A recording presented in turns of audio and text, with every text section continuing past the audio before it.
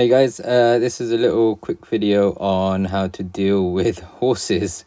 Quite rare, but it depends on where you are learning or driving, I should say. But yeah, this is BOREHAMWOOD, and we've just come off a national speed limit road. I think we're still on it at the moment, but obviously clearly you can see we're not doing it.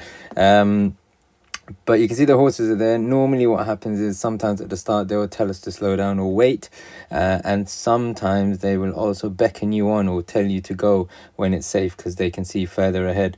If you notice, student is staying really far back, actually a really good distance, and we clearly can't see fully around the bend. You got obviously the double solid lines on the ground which you can't overtake. However, the rule states that any vehicle or traveling object which is less than 10 miles an hour, you can cross those lines. So just remember that. So sometimes you can get a cyclist who is really slow, or as you can see, horses, or sometimes like a tractor or something like that.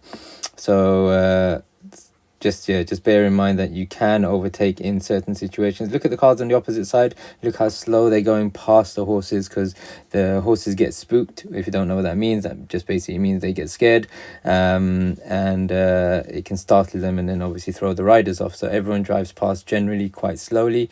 Even when you overtake, you might now see the rider beckon us on, but I do remember it happening, but I can't remember when.